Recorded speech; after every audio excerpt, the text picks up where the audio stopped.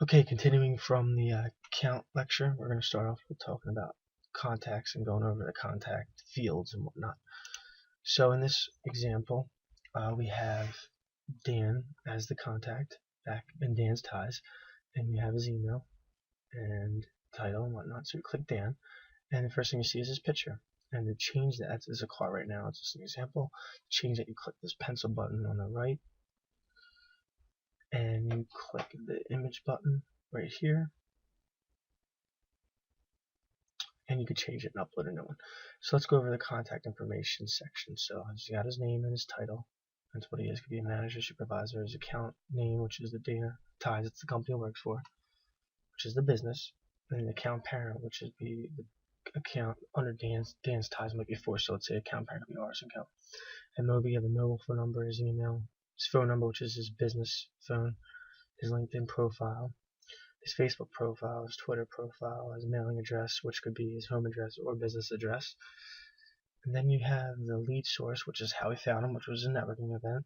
Lead details, where was the networking event at, maybe it was at a bar, or what was the networking event called. Contact owners, who actually created the contact, and then it was created by, and then last modified by was actually who accessed the contact last and changed information. And that'd be good for keeping track of who does what. From cities, which city they're from. From state was which state they're from, maybe different than their address, school, what school they went to, friends, coworkers, additional notes. Here's that section that was transferred from the leads field, as you can see. And then this interest, they're similar to what was in the lead fields. It's all the same ones, just transferred over from the lead fields, from the interest, and they have its own section now. So you see his goals, objectives, visions, dreams, challenges, opportunities. That's good for just knowing what the contact wants and where they're going. Then you have a checklist. The checklist keeps track, like for the accounts, meeting agenda, where notes taken and objectives may be written in the email that is involved. For every contact, you might want to have a to-do list with them, so you want to check that. Thank you is if they made a referral or they made a lead and you want to thank them. So if that was Dan, what gives a thank you, or you want to thank Dan's Ties or someone, you will check that. Events would be if you invited them to an event.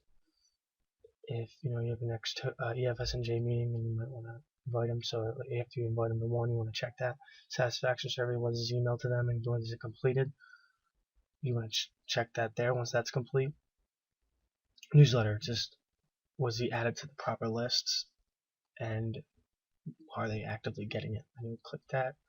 And then for birthdays and holidays, add the birthday list, make sure he's getting a birthday reminder, and on Christmas, when Christmas comes, make sure he gets a holiday card. So make sure that is checked as well. And then you can Google Map, you can map out where he lives, you can search for him, and you can send him a direct Gmail right through SalesForce. And then in the open activity section, as you can see, it's the same as the ones for the lead and from the account because it was done in the lead, which transferred over. All the same, if you want to make a new task, you would have to link it right to his account from here. You would just look up Dan's Ties and fill it out. And that's good for when you have to do important tasks. And that would go into account history, activity history, which is similar here. HTML status, same thing, and you could send them an email right through Salesforce. And let me show you a completed contact. This is Dana Russo for Salon 2014 test. As you can see, all of the fields are filled out here, and it's just a completed contact. And that's what we want to see. We want to get to this stage because then we have all their information ready to go. We use that for any meetings or meeting with them and taking them out for the relationship nourishment phase. And you can see how checklists don't need to be done for her, and that's okay because she's a current contact. So thank you, and hopefully this all helps you out into mastering Salesforce.